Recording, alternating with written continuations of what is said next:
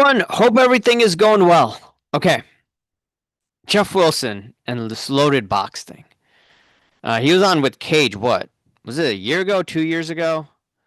David Kahana sent me this. But let's take a look at this, and I want to go through Jeff Wilson and how he has changed in terms of loaded boxes and his viewpoints. High up in the FBI who was just hired by Fanatics and Tops specifically for integrity monitoring. And one of his duties was to monitor and ensure the fair distribution of product, and that none of it was tampered with, and that nobody was getting preferential, loaded boxes or anything of that sort. They literally hired an FBI agent, a senior FBI agent, to head that up. So I don't think they're messing around. All right. The FBI, the deep state, covers up for the establishment and other countries that blackmail them. All right, let's be honest here. All right, why you think Kash Patel and some of these people out there, Bondi and all of them, why haven't they released everything about the Epstein stuff? Right? All right, because if they go against the, uh, you know, the in crowd, the deep state, they'll get killed. That's basically what goes on. All right. So these FBI guys, yeah, some of them definitely, put themselves in harm's way and, do patriotic things. But, a bunch of them are corrupt too. I'm not saying this guy that Fanatics hired is corrupt, but it's like, what can they do with loaded boxes? All right. The reason why I bring this up is, yeah, Jeff Wilson said, "Oh, it's impossible for influencer boxes. They're a lie. The loaded boxes thing, right? Last week."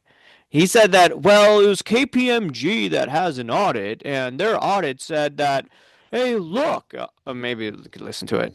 She confirmed that everything is totally random. No loaded boxes, no influencer magic. Now, I applaud Tops for doing this. Oh, no, hold up. It's distribution. Did they audit marketing? See, that's the thing. That's the thing that everyone is ignoring. It's about marketing. And even Michael Rubin has hinted, yeah, they're going to do some marketing promos. And if you look at what Mike the Miz, he pulls a Rock auto card. Mike the Miz Rock card. Like, this is weird. Was something like this? Wait, what did Mike the Miz get? Look at this. We're gonna do something special for this. This one's kind of a big deal. This is a big deal. Bigger. I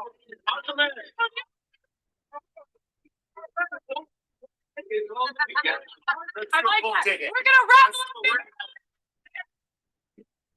Let's do that. Let's do it now. Okay. Miz, it's only fair that you pick the ticket.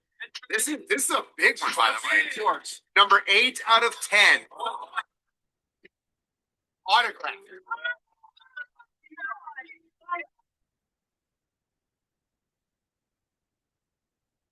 He's selling. So we're supposed to believe that that was legitimate. Jeff Wilson, is that legitimate? Did they audit marketing purposes? He was with the Burbank guy. You tell me. I copied Jeff Wilson on like a story the other day. And if you go to this video over here, right? He says, Breaking Bad. Like, what? That was one of my titles. Like, you could go to... It may just be a coincidence, but like this is the type of stuff that I used to talking about. Breaking Bad AIH Sports. I'm pretty sure that you could probably find that. Yeah. Breaking Bad, or Nothing Burger. So, and then he's doing this now. Breaking Bad. Breaker gets loaded case with 7 1-of-1s before product hit shops. Like, wait, what? Is So he's doing what I was talking about, sports card radio, this cardboard life, Dan the Card Man. He's now getting in that lane. But here's the thing, if you watch the video, it's quite hilarious. He was saying that, oh, well, Panini, these Panini products, they need to follow what Fanatics is following. And in addition, if they get an auditor, they'll definitely help their internal controls and processes. Well, guess what? The KPMG audit, in my opinion, is flawed because it did not test marketing. But let's take a look at some of the things that were said. It was just quite hilarious. But the truth is, imagine if that case that We the Hobby had been ripped by individual end users. Or again, so I don't think it has anything to do with them, and I don't think it has anything to do with Panini in general, like trying to do this. It just seems like their process needs to be tightened up and fixed. And those are not the first two times we've seen this happen. When we talked about KPMG coming in with Topps, I mentioned that even Topps has had problems. So even if you do bring in a large auditor, whether it's KPMG or Deloitte or Ernst & Young or somebody else, there could still be risk that things don't go the way that they're supposed to. That actually is a rational response from him. But if you go back to what Geoff Wilson was saying, 72 autographs in one case of Donruss Optic. Great for him, great for the people that are in the break, but now you got to worry that we might have some missing autographs in some of the other boxes and cases that are out on store shelves or that other people might be buying into with their breaks. My question, is there any chance that Panini could have done these things intentionally, or was this just a massive, massive mistake with the way the products are assembled? And of course, Topps recently brought in KPMG to audit their process and say that it was random. Does Panini need to be calling KPMG tomorrow and being like, hey, get in here? Because there's some odd stuff happening with how these boxes are being assembled and distributed. Feels a little strange. Teapot, what was your reaction when you saw all of this? The reaction was exactly that, KPMG. Get them in there. Obviously, there's a process flaw broken. No, I don't think Panini has any incentive to do this intentionally. I don't. Not as a company, not at a corporate level. Could some insider who has access to something have funneled it? Sure, maybe, but it's not like it's the same breaker every time. I know We the Hobby rips a ton of stuff over and over again. So I don't think it has anything to do with them, and I don't think it has anything to do with Panini in general, like trying to do this. It just seems like their process needs to be tightened up and fixed. And those are not the first two times we've seen this happen. All right, so there's that. They said KPMG, okay?